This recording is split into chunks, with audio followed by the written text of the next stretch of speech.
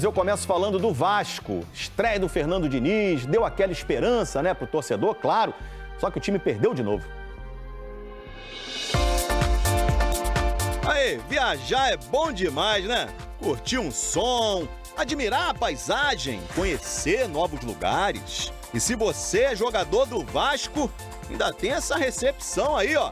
Um clube abraçado em qualquer lugar do Brasil e do mundo. Mas se o embarque é cheio de sorrisos, os destinos têm sido um pesadelo. Vasco foi jogar em 6 lugares diferentes nos últimos 17 dias e nada de trazer uma vitória na bagagem.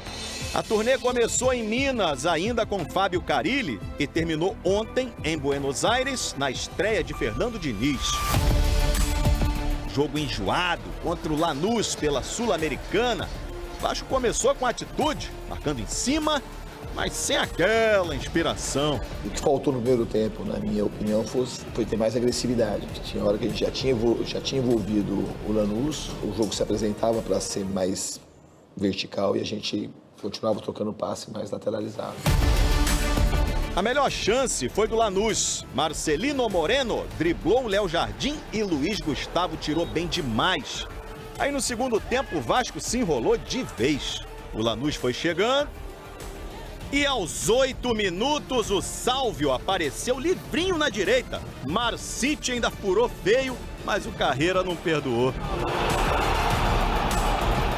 A gente toma um gol, o time perde um pouco de confiança e as outras coisas começa a vir um histórico recente. E o time acho que deu uma sentida. E se tinha alguma esperança de reação, acabou de vez na expulsão do Hugo Moura. 1-0 Lanús e o Vasco já não tem chances de ficar em primeiro e passar direto para as oitavas. Vai precisar ganhar do Melgar em São Januário para não ser eliminado. Se passar, disputa a vaga nas oitavas da Sula num mata-mata contra um terceiro colocado de um grupo da Libertadores. A gente precisa resgatar a confiança, ter coragem para enfrentar esse momento e fazer o time jogue bem, que ganhe jogos e que a torcida crie essa conexão com o time, porque a torcida do Vasco, ela de fato faz muita diferença. Ou se faz. Depois de muita viagem e muito sufoco, tá na hora de voltar para casa, né? Senhoras e senhores passageiros, estamos nos aproximando do aeroporto do Galeão. Mantenham os cintos afivelados, as poltronas na posição vertical e podem abrir um sorriso. O próximo destino é São Januário. Os tempos de comissário. Finalmente, São Januário, né? Sábado é no Caldeirão contra o Fortaleza, abrindo aí uma série de 5 jogos do Vasco no Rio, 4 em São Januário, e tem o clássico com o Fluminense no Maracanã nessa parada também. Até porque essa expedição aí do navegador Vasco da Gama foi dureza, né? Começou em Uberlândia, derrota para o Cruzeiro, demissão do Carille, aí o Felipe Maestro assumiu como interino, o Vasco empatou com o Operário no Paraná, depois perdeu para o Palmeiras em Brasília, levou uma goleada do Puerto Cabello na Venezuela, tomou virada do Vitória em Salvador com 1 a mais desde o primeiro tempo e ontem, com o Diniz, essa derrota aí para o Lanús na Argentina. Caramba, que fase! Na volta do VT, a gente teve uma transmissão maravilhosa do SBT aqui contando a história desse jogo. O Vasco mostrou uma evolução na estreia. Eu percebi um dinizismo ali. Vene, você achou uma evolução? E daqui a pouco o Vene vai comentar também. Mas mostrou também os mesmos problemas. Que é a irregularidade dentro de um mesmo jogo. Isso tudo na Argentina. E aí o Vasco foi derrotado pelo Lanús. A reportagem do Flavini, que ele estava lá, conta a história do jogo pra gente. Na volta a gente vai contar se a gente encontrou ou não Lucas Pedrosa. Fernando Diniz bem que tentou. Orientou, gesticulou e se irritou. Esse chute do Felipe Coutinho foi praticamente o único bom momento do Vasco no jogo. Elogios só se forem para o zagueiro Luiz Gustavo, que evitou um gol tirando uma bola quase em cima da linha. Não foi a estreia que o técnico esperava. Acho que a gente tem time para produzir muito mais e a gente vai trabalhar para isso. Mas a gente precisa resgatar a confiança, ter coragem para enfrentar esse momento. Se dedicar ao máximo, eu não tenho queixa para falar da dedicação dos jogadores hoje, absolutamente. Os jogadores correram, tentaram, se dedicaram, marcaram alto o tempo todo praticamente, que é um time que joga bem aqui dentro da casa deles, também o Lanús, um time forte. O duro golpe veio no segundo tempo. Aos 7 minutos, Carreira fez o gol da vitória do Lanús. Resultado que classificou o time argentino às oitavas de final. É claro que o torcedor está insatisfeito pelos últimos resultados, né? A gente só tem que pedir desculpa e a única solução que eu conheço é cada um botar a cara, assumir a responsabilidade e junto como equipe trabalhar triplicado para poder sair dessa situação.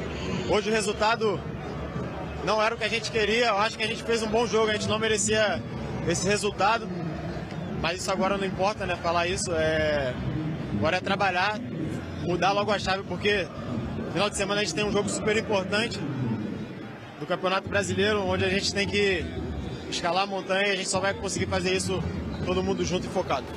O Vasco completou 9 jogos sem vencer. A derrota deixou o time na terceira colocação do grupo e sem chance de ser o líder da chave. É claro que a gente veio com o objetivo da vitória. É muita mudança, a gente atravessa um momento delicado, a gente sabe disso, mas o grupo tem se fechado, tem se unido. Eu sei que muitas vezes não é o que o torcedor gostaria de ouvir, mas a gente está se dedicando, está trabalhando muito forte para a gente sair dessa situação. Acredito muito que com a chegada do professor Diniz agora e a comissão, eles vão conseguir agregar muita coisa para a gente. Hoje, dentro da partida, consigo ver algumas melhoras, mas eu acredito que ainda a gente está muito longe do nosso potencial, de tudo que a gente pode fazer. O Vasco enfrenta o Melgar na última rodada. Vencendo, vai à vice-liderança do grupo e disputa contra uma equipe eliminada da Libertadores uma vaga nas oitavas. A gente depende da gente. Se ganhamos em casa, onde a gente é muito forte, classificamos em segundo lugar, assim que estamos muito tranquilos. Começamos bem o jogo, depois a gente começou a divagar um pouco, mas tuvimos pouco tempo de trabalho, mas algumas coisas do novo treinador se viram. A gente está com uma expectativa muito alta, mas é um bom começo, tem que trabalhar muito. Estamos muito felizes com a chegada de Fernando e todo o corpo técnico. E confiamos muito na classificação, porque a gente em casa se sente muito forte. Já o Fernando Diniz viu que terá muito trabalho e fortes emoções pela frente. Mas antes, vamos falar desse jogo, Venê. Comecei o primeiro tempo falando, cara, que máximo, né? Um treino apenas, a gente já viu muita diferença no Vasco. E aí, quando chegou o segundo tempo, parece que tudo ruiu. Eu não sei o que acontece com o Vasco, isso independentemente de treinador. Eu já falei isso nesse programa várias vezes. O Vasco tem uma dificuldade de manter um ritmo, um jogo constante durante 90 minutos. O que será que acontece, Venê? Fernandinha, vamos lá. No primeiro tempo, acho que o jogo aconteceu aquilo que a gente imaginava.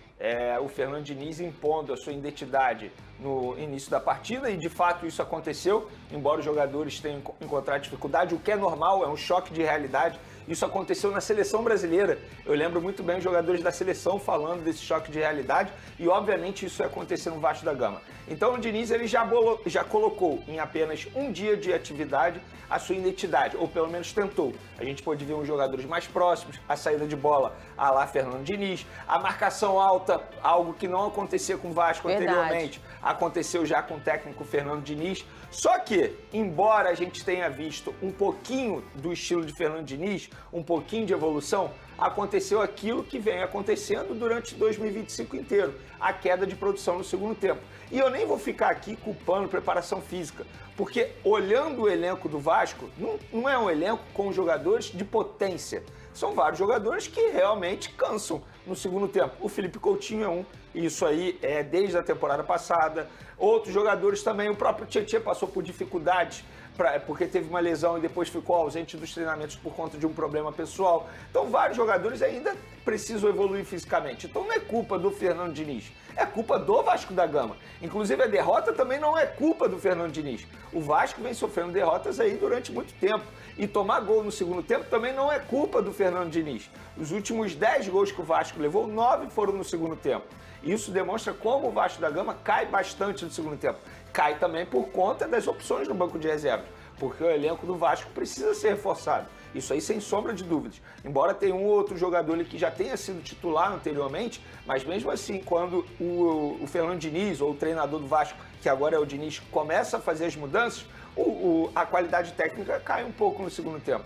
Então a gente pôde ver sim uma evolução, mas o gol do Lanús, por exemplo, foi um erro de marcação do lado esquerdo. O Piton não fez a marcação correta, acabou levando a bola nas costas, o Luiz Gustavo tentou fazer ali a linha de impedimento, também não deu certo. O que eu tenho de crítica a Fernando Diniz, mas eu também procurei saber por que ele fez isso, quando ele tira o melhor zagueiro da partida, que era o Luiz Gustavo, e recua o Hugo Moura. E por que a minha crítica? Porque o Hugo Moura já tinha cartão amarelo. E o outro zagueiro do Vasco também já tinha cartão amarelo. Então ficou com 2 zagueiros pendurados. E o Hugo Moura acabou levando o segundo cartão. E o Hugo não vem de uma sequência assim espetacular, né? Enfim, e acabou sendo até expulso o Hugo Moura, mas né? nesse jogo eu nem acho que o Hugo Moura estava mal, não. Não, eu também acho eu que até não. entenderia, mas a minha crítica é em relação ao cartão amarelo, porque ele ficou com 2 zagueiros pendurados. Tanto é que o Hugo Moura leva o segundo e acaba sendo expulso. Mas por que ele fez isso? E eu procurei saber para não criticar de uma maneira leviana, porque ele tinha treinado isso no dia anterior. Então ele optou por fazer isso porque ele treinou no dia anterior,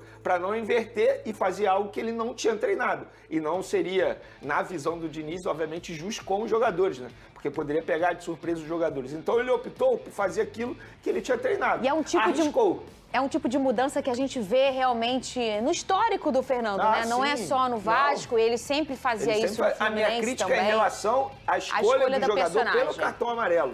Entendeu? Não é você pegar um volante e recuar para a zaga. O André fazia isso no Fluminense, lembra? O André fazia isso de uma maneira Mas eu acho que a gente magistral. ainda vai ver alguns erros como esse do Hugo Moura, até alguém se adaptar, ou o Hugo, ou quem vai ser essa peça que vai começar a virar um zagueiro para o Fernando Diniz colocar todo mundo para frente.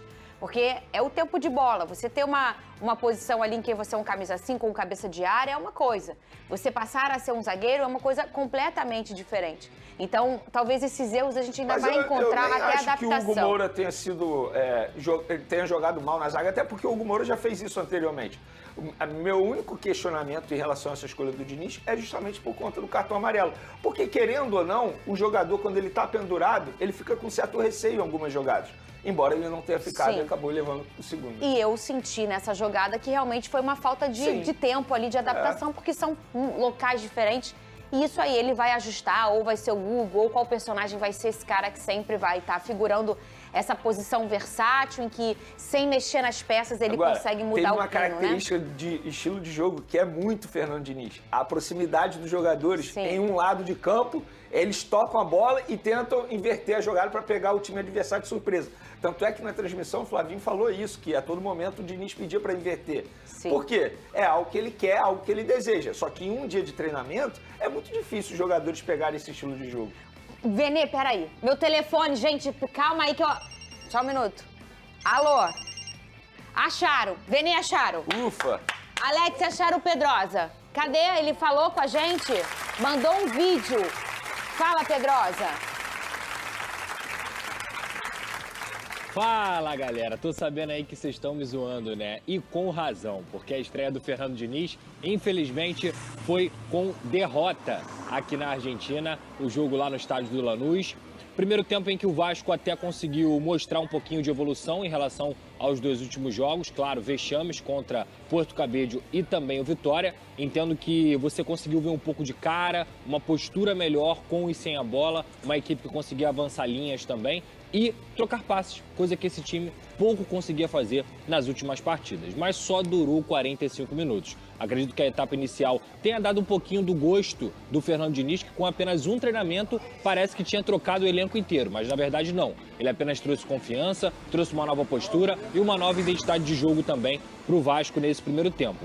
Só que durou pouco. Como eu costumo dizer, infelizmente, dentro desse grupo tem um fracasso impregnado. E para tirar esse fracasso que está impregnado, vai demorar um pouco, Fernanda, Vene, porque o Fernando Diniz vai ter muito trabalho. A boa notícia é que nos próximos 6 jogos, 5 serão no Rio de Janeiro, 4 em São Januário e 1 no Maracanã. Então, assim, é a expectativa que o torcedor vascaíno tem dele conseguir ver dentro do Rio de Janeiro a força da torcida, vitórias novamente. Já faz muito tempo que o torcedor não sabe o que é isso. e entrar nessa etapa aí do Super Mundial, tendo um mês de treinamento para o Fernando Diniz trabalhar e trabalhar muito bem essa equipe, porque é necessário. Mas a diretoria precisa entregar reforços, precisa fazer saídas também para mudar o perfil desse grupo e entregar suporte para o Fernando Diniz. Milagre ele não vai fazer. Tamo junto, pessoal. Daqui a pouco eu tô aí no Rio e amanhã a gente tá junto no SBT Esporte Rio. Beijo. Beijo, meu amigo. A gente não tá te zoando, a gente tava preocupado. Porque ele combinou de estar aqui hoje, não foi? E não tava. Aí a gente ficou, gente, aconteceu alguma coisa. Deixa eu rasgar. Vou rasgar. Vou rasgar não, que eu vou rasgar a foto dele. Vou tirar. Alex, por favor, já achamos. Obrigada, Alex. Deus te abençoe, tá bom? Tá achado, Lucas Pedrosa, e ele deu um panorama muito parecido do que a gente já falou por aqui, né, Vene Casagrande, em relação, a gente encontrou no 45 minutos iniciais um Vasco com mudanças, com a característica do Fernando Diniz, e a gente vê, obviamente, um treino só ele teve, ele vai ter um lastro muito grande para essa melhora e vai ter tempo também, sobretudo um tempo do Mundial, e no segundo tempo, mais uma vez, o Vasco cai de produção e acaba tomando o gol. O Vene trouxe um número aqui dos 10 últimos gols do Vasco, 9 o Vasco sofreu no segundo tempo. E os números não falam sobre tudo, mas ajudam a fazer um entendimento do que está visto, está falado. O Vasco não consegue jogar 90 minutos com muita intensidade. Ele acaba caindo de produção e acaba dando mole. Mas um futebol tem 90 minutos, não tem jeito, Vene Casagrande. Agora, alguns personagens, assim, por exemplo, o Tietê, a gente via que já tinha uma facilidade até por conhecer o estilo de jogo do Diniz. Eu senti que o Tietê fazia muito bem. Às vezes ele voltava lá no Léo Jardim, aproximava sempre, fazendo essa forma que você disse, de trazer para um canto do jogo os adversários e, obviamente, o outro campo vai estar com alguém desguarnecido e você vira esse jogo. Eu vi também que voltou muito para buscar a bola e com certeza foi orientação do Diniz, foi o próprio Coutinho. Perfeito. Mas aí, quando você pede isso ao Coutinho, você exige mais da parte física dele. Consequentemente, o tempo dele em campo vai diminuir. Tanto é que ontem ele foi substituído aos 35 do segundo tempo, após ele errar um domínio de bola, que o Coutinho pouco erra. Mas ele errou por quê? Porque ele estava extremamente fadigado, cansado em campo. Então o Diniz ele vai ter que equilibrar isso. Ou a diretoria vai ter que fazer reforços. Eu acho que tem que reforçar, independentemente de qual fosse o treinador, Diniz ou outro treinador. Eu acho que tem que reforçar o elenco do Vasco da Gama. Nesse momento, o torcedor tem total razão de ficar preocupado. Hoje, o Vasco briga pelo quê no Campeonato Brasileiro? Tem que fugir da zona de rebaixamento. Na Copa Sul-Americana, particularmente acho... Você acha que já foi? Eu acho que é melhor, assim, posso ser bem sincero, pensando na temporada do Vasco da Gama... Cadê? Vamos ver aqui, ó. Talvez o ideal não seja nem se classificar, porque se você se classifica em segundo, você automaticamente vai pegar um time muito forte da Libertadores da América. E com isso você ganha 2 jogos em um calendário que já é exigente demais. Talvez pro Vasco da Gama, futuramente falando, e até mesmo pro próprio Fernando Diniz, seja melhor nem se classificar, entendeu? Mas quem sou eu para dizer isso? Depende do que a diretoria pensa, de planejamento. A diretoria, desde o começo, deixou muito claro que estava priorizando a Copa Sul-Americana. Será que agora vai mudar? Vai priorizar a disputa do Campeonato Brasileiro? Porque não foi assim. Contra o Palmeiras, a gente pôde ver um Vasco vendendo o mando de campo, levando para Brasília, perdendo o seu ponto forte, que é São Januário, e poupando 2 principais jogadores, Verratti e Felipe Coutinho. Agora a diretoria vai mudar, depende muito do que debateu com o técnico Fernando Diniz. Tá aqui a tabela, Vene Casagrande, vocês de casa, essa tabela da Sul-Americana pro Vasco da Gama. Quem não pode ver, a gente conta. O Lanús é o primeiro colocado com 11 pontos. O Melgar é o segundo colocado com 7, o Vasco é o terceiro com 5 pontos e o Puerto Cabejo é o último colocado com 4 pontos. Lembrando que, se não me falha a memória, o último jogo do Vasco é contra o Melgar em casa. Jogo em casa, o Vasco decide em casa. Esse foi o Melgar, em que o Vasco fez um belo jogo no primeiro tempo, dominou a partida e deixou tomar um empate fora de casa, ainda com o Carille treinando o Vasco da Gama. Então, assim, não é impossível o Vasco vencer o Melgar, já enfrentou o Melgar, já teve controle de jogo em cima do Melgar e jogando em São Januário. Sim. Impossível não é, Vene, e é de fato um confronto direto. Sim. Mas aqui a gente já está falando que o Vasco não passa mais, matematicamente, não passa mais em primeiro, ou seja, de forma direta.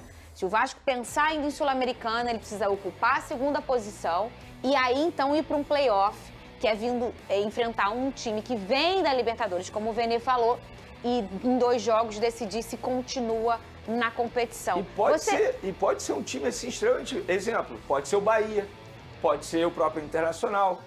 Pode ser o Pode ser a Flamengo, gente, uma loucura. Venê. Pode ser o Botafogo. Não é nenhuma loucura você pensar isso. Pode ser um clube argentino que está dando muito trabalho aos clubes brasileiros.